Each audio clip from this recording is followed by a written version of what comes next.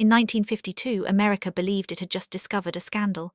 A blonde Hollywood star, nude photographs, a $50 calendar. Headlines exploded overnight. Studios panicked. Moral guardians sharpened their knives. Everyone thought they were watching a woman's career collapse in real time. But what almost no one understood was this: the scandal didn't begin with the photos. It began years earlier, with hunger, desperation, and a system designed to corner young women until they had no good choices left. Marilyn Monroe was not yet Marilyn Monroe when the photographs were taken. She was still becoming, still surviving, still learning that beauty could open doors but never keep them open for long. At the time, Hollywood was not a dream factory. It was a marketplace, and young women were the most disposable currency. Marilyn was 23 years old. She had no wealthy family, no safety net, no powerful protector. What she did have were unpaid bills, an unstable career, and a constant, gnawing fear of being forgotten. The year was 1949. Marilyn had already signed and lost her first studio contract. Fox had let her go quietly, without ceremony, without explanation. One day she was under contract, the next she was unemployed again. No income, no guarantees, just a familiar silence that followed her wherever security disappeared. This was not unusual in Hollywood. It was routine. Young actresses were tested, discarded, recycled, and forgotten every week. Marilyn understood that reality all too well. She needed money immediately. Rent did not wait for auditions. Groceries did not care about future potential. And Hollywood, despite all its promises, never paid women for hope. This was the moment photographers circled back into her life. One of them was Tom Kelly, a struggling photographer who offered a simple arrangement. No promises, no glamour, no illusions of art, just cash in exchange for photographs that were never meant to be public. At the time, posing nude was not a political statement. It was not empowerment, it was survival. $50 meant groceries, it meant rent, it meant breathing room. Marilyn posed without pretense, without theatrics, without imagining that those images would someday define her public morality. She was not famous enough to be protected and not powerful enough to refuse. The industry noticed her beauty but never invested in her safety. What happened next stayed quiet for years. The photographs disappeared into obscurity. Marilyn moved forward, slowly, painfully, relentlessly. Bit parts turned into recognition. Recognition turned into stardom. By the early 1950s, she was no longer invisible. She was becoming a phenomenon. And that was the moment the past returned. In 1952, Marilyn Monroe was no longer a struggling actress. She was a rising star. Magazine covers, studio publicity, carefully crafted innocence. The studios had built a fantasy and sold it to America, and fantasies cannot survive contact with truth. Someone rediscovered the photographs. Someone realized their value had changed. They were no longer worth $50, they were worth a public execution. The calendar appeared quietly at first, then loudly, then everywhere. The press framed it as exposure, as shame, as proof of moral failure. Headlines asked the same question repeatedly: could America still love her? The scandal narrative followed a familiar script. A woman had transgressed. The punishment was public humiliation. Her past was dragged into the light and weaponized. But something unusual happened. Marilyn did not disappear.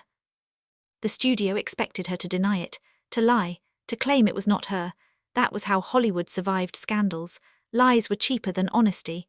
But Marilyn had learned something important by then. Lies only protected systems, never people. And for once she refused to play the role assigned to her. She acknowledged the photographs, calmly, simply, without apology for surviving. She explained the circumstances without theatrics or self-pity. She did not frame herself as a victim, but she did not accept shame either. She told the truth in a culture built on illusion. This was the moment everything could have collapsed. Careers had ended for less, but instead something unexpected happened. The public hesitated, then listened, then slowly shifted. Audiences saw not a fallen woman but a young actress who had done what she needed to do to live. The scandal that was supposed to destroy her began to expose something else entirely: the cruelty of the system itself.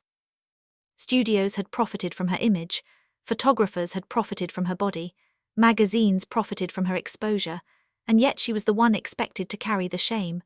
The contradiction was impossible to ignore, and America, perhaps without fully realizing it, began to sympathize.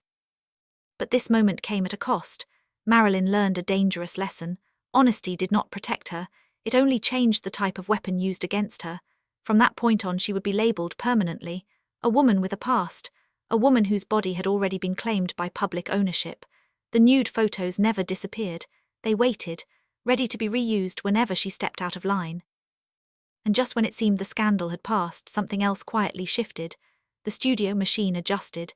They no longer treated her as merely a rising star. They treated her as a risk, a commodity that had already shown cracks. Control tightened. Contracts became stricter. Surveillance increased. Marilyn's body had once again become currency, but now it was monitored. The calendar did not end her career, but it changed its trajectory forever. From that moment on, Marilyn Monroe was no longer just an actress. She was a symbol of desire, of vulnerability, of a woman who had crossed an invisible line and survived, but not unmarked. And what no one yet realized was this: the nude photos scandal was not the end of her exploitation. It was the proof that it would never stop. But the most unsettling part of this story was still hidden. Because the calendar was not the first time Marilyn had learned that her image no longer belonged to her, and it would not be the last time her past would be used as leverage against her future. And this is where the story turns darker. After the calendar scandal faded from the front pages, Hollywood pretended everything was resolved. The public had forgiven her. The box office numbers were strong. The studio smiled again. But forgiveness in Hollywood never meant freedom. It meant leverage. The nude photographs had been absorbed into Marilyn Monroe's file, catalogued quietly, ready to be retrieved whenever obedience was required. From that moment forward, her body was no longer just an asset. It was a reminder, a silent warning that the industry did not forget and did not forgive on equal terms. Marilyn sensed the shift immediately. Meetings felt colder. Contracts felt tighter. Every decision she made was filtered through the same unspoken condition. She was acceptable only as long as she remained manageable. The studio understood something crucial. America loved Marilyn Monroe not despite her vulnerability, but because of it. The scandal had not erased her appeal, it had deepened it. Her image became layered, innocent but exposed, fragile but available, desired but morally ambiguous. This contradiction was gold, and the studio leaned into it relentlessly. Photo shoots became more provocative, wardrobes became more revealing, publicity leaned heavily on suggestion rather than substance. Marilyn was encouraged to smile through it all, to play the role that sold tickets, to embody a fantasy that required her silence. The nude photos had taught Hollywood exactly how far it could push without losing its audience. What the public did not see was the internal cost. Marilyn understood that her body had become the primary narrative attached to her name. Every performance she gave, every line she delivered, every moment of comedic brilliance was filtered through that lens. She was no longer allowed to simply be talented. She had to be desirable first. Forgiveness had come with conditions, and those conditions demanded constant exposure. The calendar scandal also reshaped how men in power treated her. Directors, executives, producers approached her with a different confidence. Boundaries softened, expectations blurred. The unspoken logic was simple. A woman whose body had already been seen by millions could not claim ownership over it anymore. The photographs had created a false sense of entitlement that followed her everywhere. This entitlement did not need to be spoken aloud. It existed in the assumptions, in the casual invasions of personal space, in the dismissive reactions when she asserted herself. Marilyn began to understand that once a woman's image was public, her autonomy became negotiable. Hollywood operated on that principle with brutal efficiency. Yet outwardly her career soared, films succeeded, her face became unavoidable. Posters, magazines, billboards all carried variations of the same image. The nude calendar did not damage her brand, it refined it. Marilyn Monroe was no longer just a star, she was a spectacle, and spectacles were not allowed privacy. This was also the period when she began pushing back. Quietly at first, subtly, she sought better roles, she asked for respect. She questioned scripts that reduced her to caricature. The resistance was not welcomed. Each attempt at self-definition was met with reminders of her past. The scandal lingered like a shadow behind every negotiation. Hollywood had a way of framing defiance as instability. If she resisted, she was labeled difficult. If she questioned authority, she was called ungrateful. The nude photos became a convenient psychological weapon, a reminder that she was lucky to still be there, that survival itself was the reward. But Marilyn was learning. She had learned that shame was a tool, and she had learned how it was used. The calendar scandal had stripped her of illusions, but it had also sharpened her awareness. She saw the pattern clearly now. The industry built women up just high enough to profit, then used their vulnerabilities to keep them in place. The irony was impossible to ignore. The same culture that condemned her for posing nude continued to profit from her sexualized image endlessly.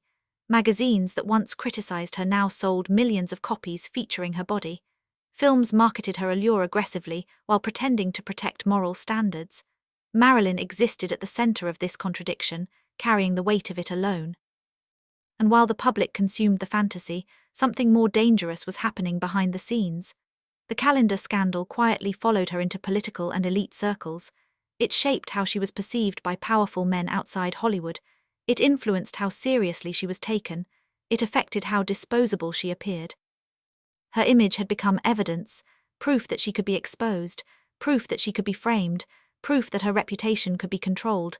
This would matter later, much later, but the groundwork was already being laid. Marilyn's relationship with her own body changed permanently. It was no longer just hers. It belonged to photographers, studios, audiences, and history. She learned to perform confidence while privately struggling with a growing sense of fragmentation. The line between agency and exploitation blurred until it became nearly invisible. And yet she continued. She worked harder. She became bigger. She outperformed expectations repeatedly. Each success was an act of defiance, even if it was packaged as compliance. The woman who had once posed for $50 now commanded salaries that reshaped Hollywood economics, but money did not equal power. It never had. The nude photos scandal had done something irreversible. It had proven that survival was possible without obedience, but safety was not.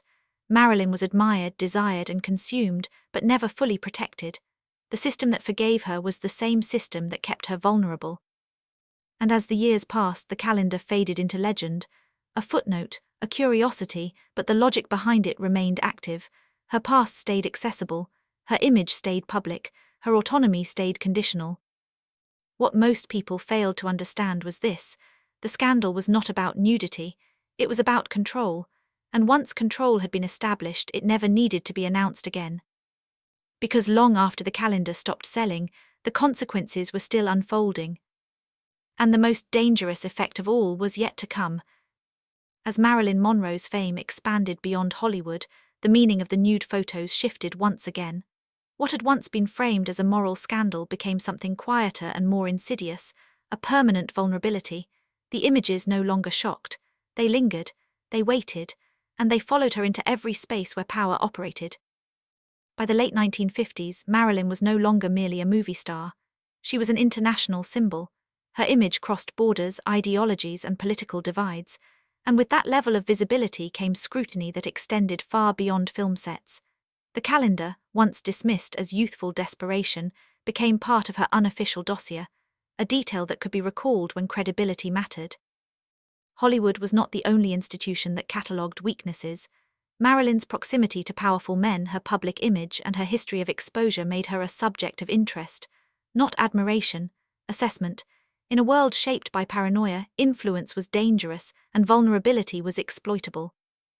The nude photos contributed to a narrative that followed her quietly, a woman defined by her body, a woman whose privacy had already been breached, a woman who could be discredited if necessary. This perception did not come from evidence of wrongdoing, it came from convenience. Once an image exists publicly, it becomes a shortcut for judgment. Marilyn felt this shift without fully naming it. Invitations changed, rooms felt colder, attention became conditional. She was welcomed but never trusted, desired but never protected. The calendar had helped construct an identity that others could manipulate without her consent. At the same time, Marilyn's awareness deepened. She became increasingly conscious of how narratives were built around women, how fragments of the past were rearranged to justify control in the present. She watched as other actresses disappeared under similar pressures, their careers ending quietly after scandals far smaller than hers. Survival, she realized, required constant vigilance. This understanding pushed her toward self-definition. She sought education. She pursued serious acting. She created her own production company. These were not merely career moves, they were attempts to reclaim authorship over her image. But every step toward independence was met with resistance. The industry responded predictably. A woman who tried to control her narrative was framed as unstable, emotional, difficult, the same language recycled endlessly. The nude photos were never mentioned directly. They didn't need to be. Their existence was enough. Everyone remembered, everyone knew. Marilyn's struggle with identity intensified. She lived inside a body that belonged to the public and a self that felt increasingly unreachable. The tension between Norma Jean and Marilyn Monroe sharpened. One existed for survival, the other for consumption, and neither was allowed rest. The calendar scandal had taught her that exposure could never be undone, that once an image was released, it outlived intention, context, and truth. It could be repurposed endlessly. This knowledge haunted her, not because of shame but because of powerlessness. As her relationships became more complex and more dangerous, this vulnerability mattered. She was drawn into worlds where discretion was currency and secrets were weapons. In these spaces, a woman's past was never neutral. It was either leverage or liability, and Marilyn's past was unusually accessible. Her emotional state deteriorated under the weight of constant performance. She was expected to be confident without security, seductive without autonomy, grateful without protection. The disconnect between who she was and who she was expected to be widened. Medication filled the gap temporarily. Appearances maintained the illusion. The public never saw the cost. They saw beauty. They saw glamour. They saw a woman who seemed to have everything. But beneath that surface, Marilyn lived with the awareness that her story could be rewritten at any moment by forces beyond her control. The nude photos had once been an act of survival. They became a symbol of a larger truth. That survival in Hollywood came with debts that were never fully paid. Each success carried conditions. Each step forward reopened old vulnerabilities. By the early 1960s, Marilyn's life existed under constant tension. She had more power than ever, yet felt less safe than she had as a struggling actress. The calendar scandal, long past in public memory, remained active behind the scenes. It informed how people spoke about her when she was not in the room. It shaped decisions she never saw. What made this especially cruel was its invisibility. Marilyn could not defend herself against something that was never openly used. She could only feel its effects, doors that closed unexpectedly, support that vanished, trust that was never fully extended. And then slowly the narrative around her began to darken, not through a single event but through accumulation, missed calls, cancelled projects, increased scrutiny, whispers framed as concern, concern framed as instability. The groundwork had been laid years earlier. The nude photos had not caused this trajectory, but they had enabled it. They had marked her as someone whose image could be compromised, whose credibility could be questioned, whose story could be controlled. And as Marilyn approached the final chapter of her life, the calendar scandal took on a new, chilling relevance. It was no longer about public morality. It was about access, about ownership, about who had the right to define her story when she could no longer do so herself. The photographs had once shown her body. Now they symbolized something far more dangerous. They proved that once a woman's image is taken, it can be used against her forever. And the system that had learned this lesson was not finished with Marilyn Monroe. By the time Marilyn Monroe reached the final years of her life, the nude photos scandal had transformed completely. It was no longer discussed openly. It no longer needed headlines. Its function had changed. It had become a silent precedent, proof that her body, her image, and her past could be accessed without her consent and rewritten without her control. The photographs existed as evidence of something far larger than nudity. They demonstrated how easily a woman's survival choices could be reframed as moral failure, and how that failure could then be recycled indefinitely. Marilyn understood this too well. She had learned that nothing in her life ever truly stayed in the past. Everything remained usable. As pressure mounted from every direction, studios, expectations, public scrutiny, Marilyn found herself increasingly isolated. The same culture that had once forgiven her now watched her closely. Forgiveness had turned into surveillance. Sympathy had turned into ownership. Her vulnerability had become normalized. The calendar scandal had taught the industry something valuable. Not just that audiences could forgive, but that they could forgive selectively. They could empathize while still consuming. They could excuse while still demanding access. Marilyn had survived public exposure, and that survival made future exposure easier to justify. In the final months, Marilyn's image was once again being contested. not by photographers this time but by narratives. Stories circulated about instability, unreliability, decline. Each whisper chipped away at her authority. Each concern framed her as someone who needed managing. And once again her body, both physical and symbolic, became the focal point. What haunted her was not the memory of posing nude. It was the realization that her image had never belonged to her afterward. That $50 transaction had multiplied endlessly. It had generated profit, power, leverage, and control far beyond its original moment, and she had never been compensated for the consequences. When Marilyn died in August of 1962, the machinery moved quickly, narratives solidified, explanations were offered, conclusions were drawn, her story was closed by others, and in the background, fragments of her past, photos, rumors, records, remained available to shape the legacy left behind. The nude photos resurfaced periodically in retrospectives, documentaries, and debates, often framed as a bold choice, sometimes as exploitation, rarely as desperation, almost never as a warning. The simplicity of the story was easier to digest than the truth. Marilyn Monroe did not lose her career because of the calendar. She lost something more subtle. She lost the ability to ever fully reclaim her image. From that point forward, every version of her would be curated, edited, sold, and interpreted by forces beyond her reach. Her legacy became a paradox. A woman remembered for beauty, but rarely for the cost of being seen. A woman celebrated for exposure, but never protected from it. The nude photos became iconic not because they revealed her body, but because they revealed the imbalance of power that defined her life. Today, the scandal is often framed as a moment of courage, a refusal to lie, a rare instance of honesty in Hollywood, and in some ways that is true. Marilyn chose truth over denial, survival over illusion, but courage did not erase consequence, it only made the consequences visible. What remains unsettling is how familiar the pattern still feels: young women navigating systems that profit from vulnerability, past choices resurfacing as control mechanisms, public forgiveness paired with private punishment. Marilyn's story was not an exception, it was an early example. The $50 calendar did not define Marilyn Monroe, but it revealed how easily a woman's need can be transformed into a permanent mark against her, how survival can be rebranded as scandal, how exposure can become ownership. In the end, the nude photos scandal was never really about nudity. It was about who gets to decide what a woman's body means, and who profits from that decision. Marilyn Monroe lived long enough to understand this truth, but not long enough to escape it. And that may be the most tragic part of the story. Because even now, decades later, the images still exist. And the system that created them still does too.